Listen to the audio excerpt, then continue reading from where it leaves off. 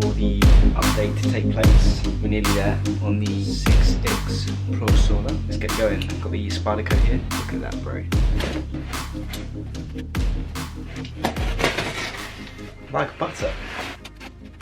Oh, never towards yourself.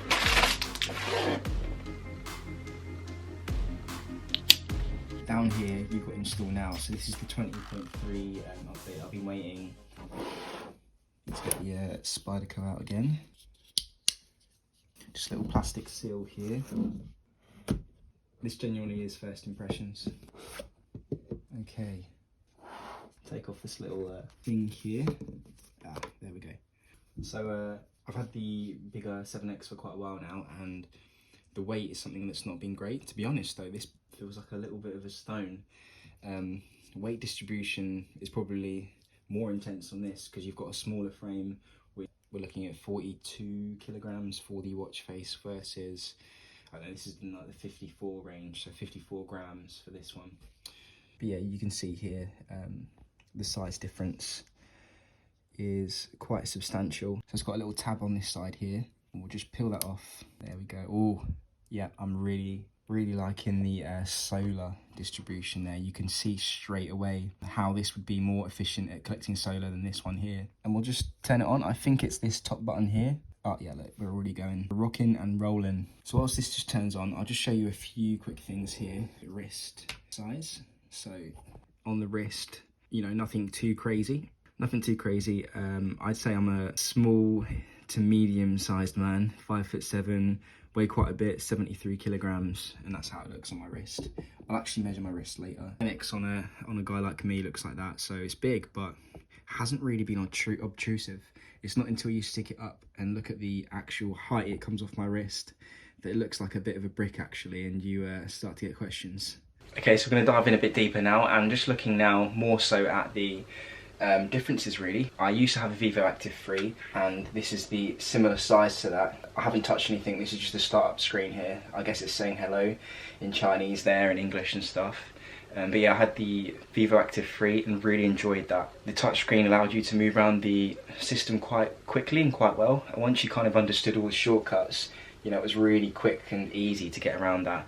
Really useful. And I use the Vivo Active for ultra runs and also for Ironmans as well.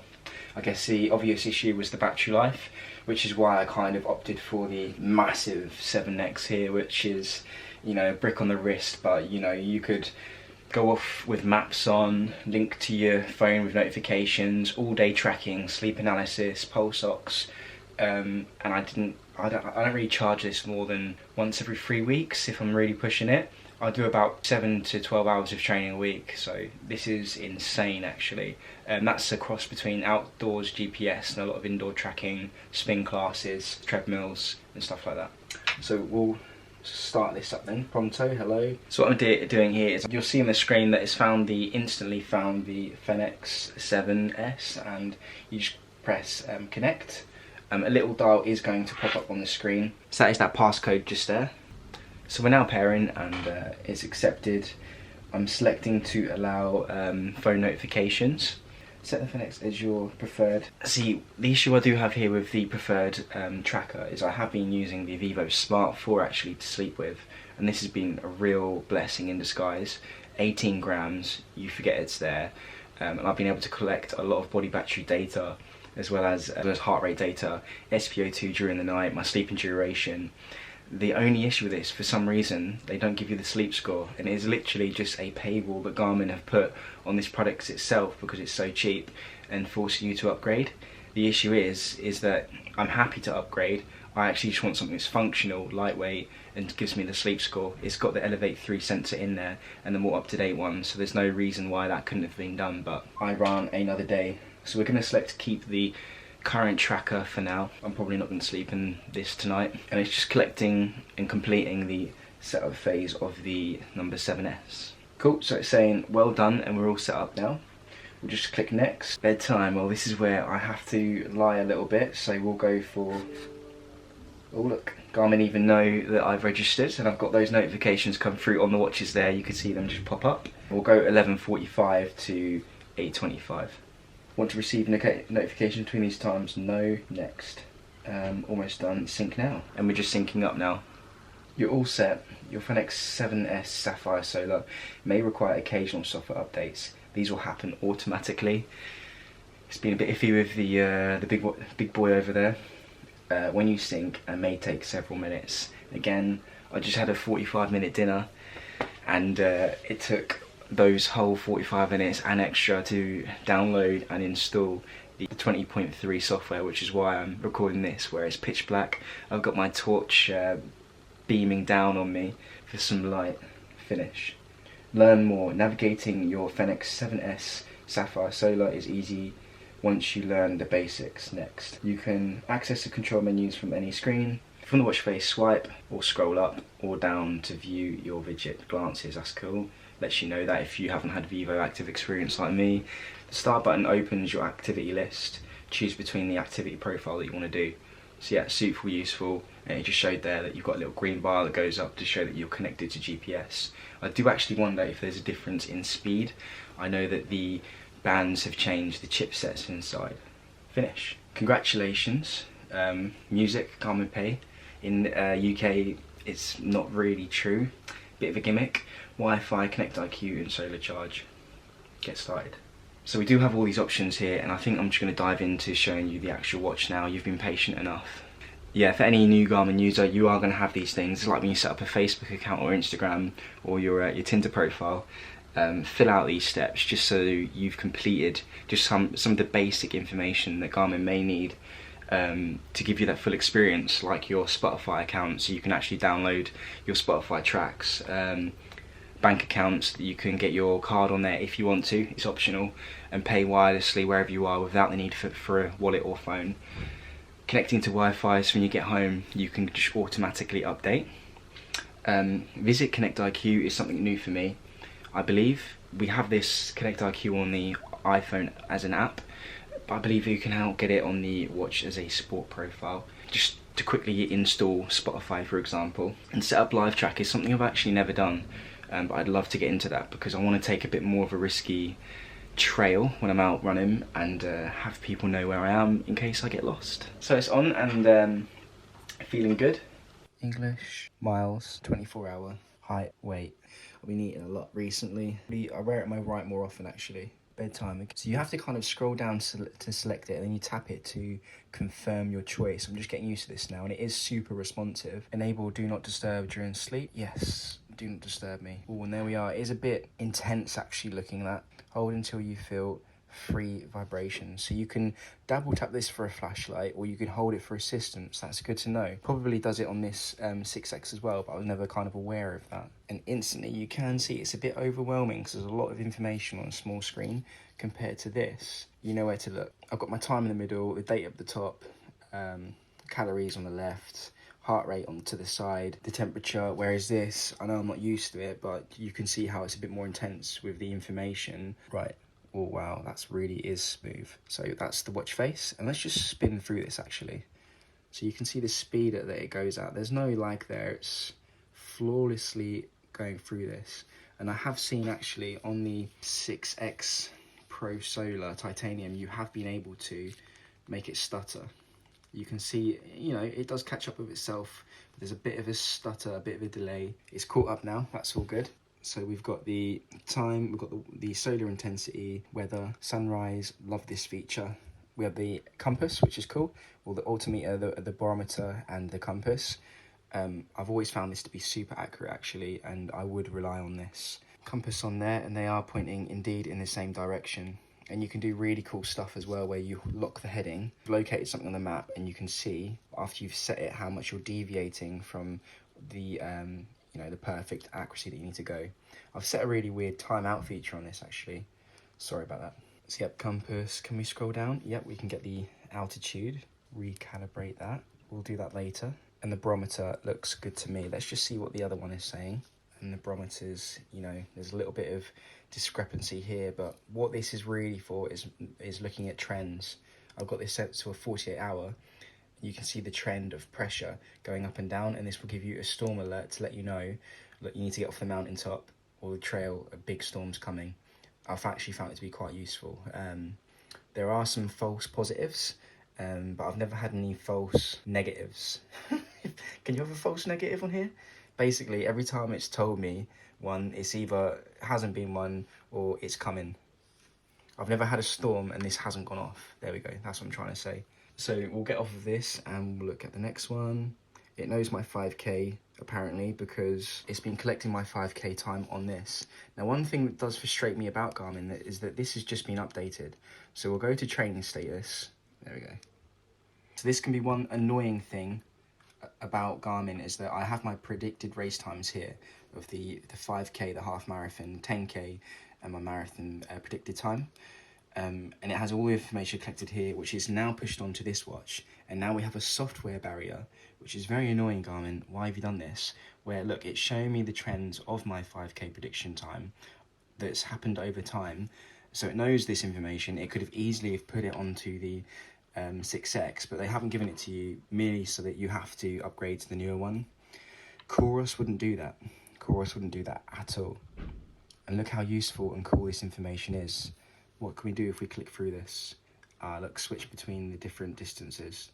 So we have my training status is productive. You can see I've had a superior peak rate of 56 and I've dropped back down sheepishly to 55. My training load appears to be optimal. Again, this is all information that is so cool. It's had access to, but you just have more information on here and it's kind of frustrating that it's not found on this watch here itself. And recovery hours 0. Through my Physio TrueUp, let's just have a look. Yeah, 0. So I'm being lazy, I need to go and run, which I already know. I'm filming this video instead.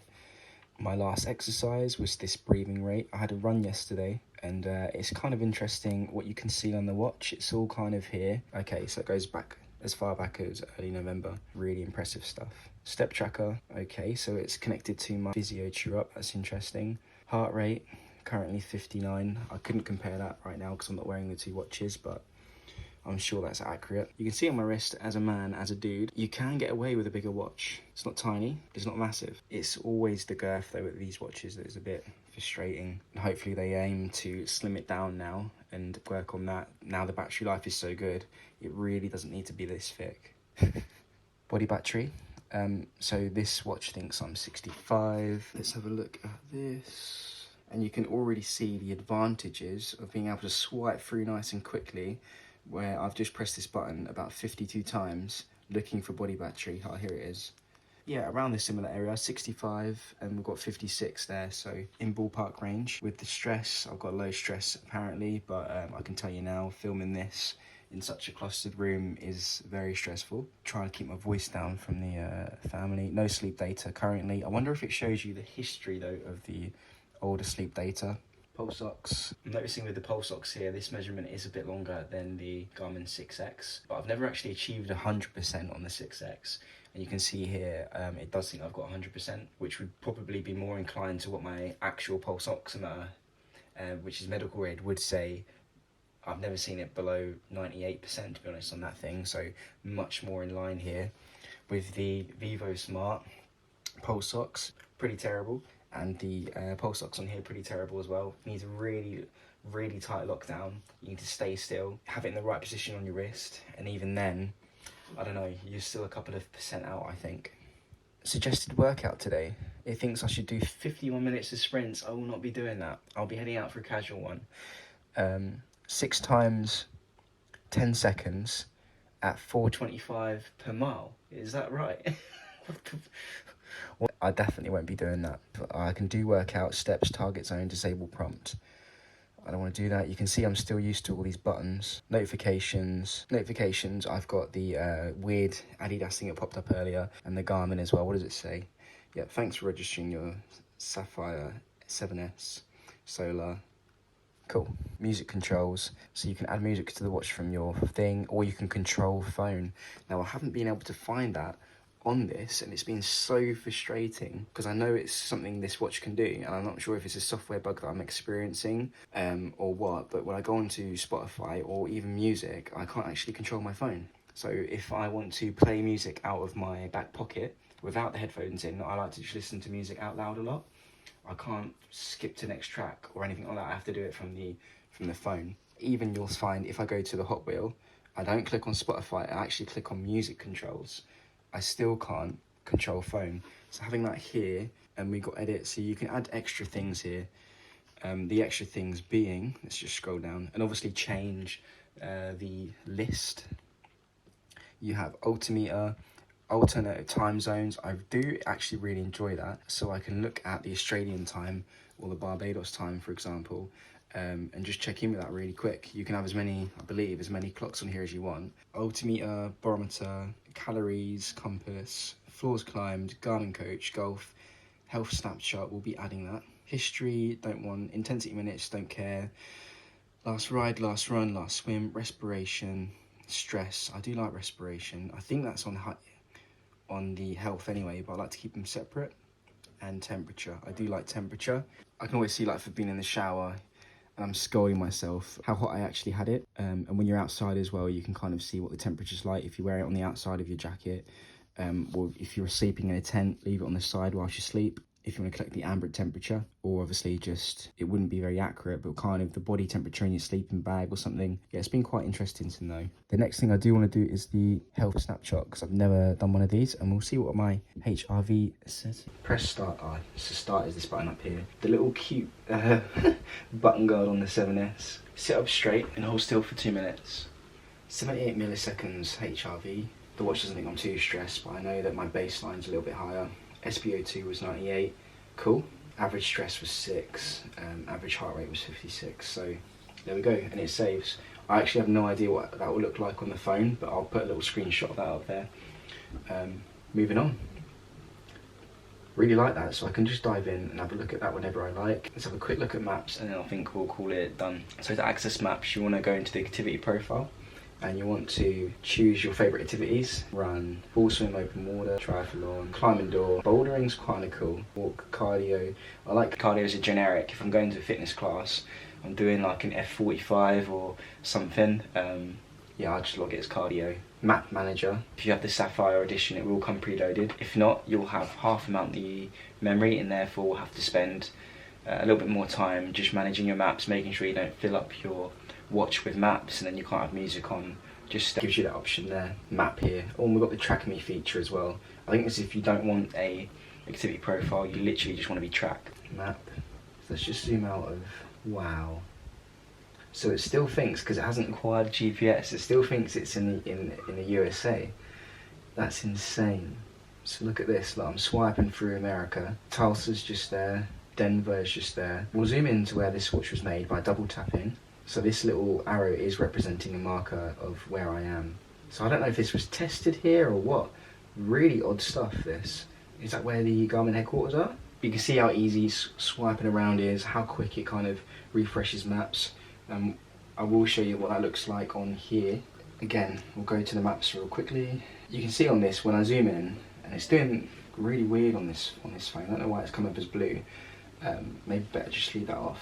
When you zoom in, it's taking quite a while to kind of populate you. We're just going to scroll up by holding the up button on. So there's a wee bit of a delay, but the issue is when you can't scroll and you're populating these graphs all the time, and you genuinely don't know where you are, it can be very frustrating to have to use this metric here to go left and right, and like, oh, I want to go up now, because you want to go in a diagonal line, and I have to go up by holding this button up, and then I have to click through the menu again and get to the right or the left and swipe that way, and then I'll click again and I'm zooming in, and when I zoom in it's obviously taking time to populate and refresh. I mean, there's an evident increase in refresh rate here, really quick on the maps. By the time I've blinked, it's there. We'll zoom back out again. By the time I've taken my finger off, it's completely populated. Massive increase for anyone who's liking their maps. So guys, thank you for watching the comparison between the two. This is a new channel and I really want to take this further, get some better camera gear, not just film on my iPhone and compact camera from like 7 years ago. So yeah, if you can drop me a subscribe, a little like would go a massive way. I'd really appreciate that. But apart from that, have a nice day guys. Ciao. I'm up to 9.8 miles, 10 minutes and 15 seconds per mile. The lightness of the watch has been pleasant, I must admit.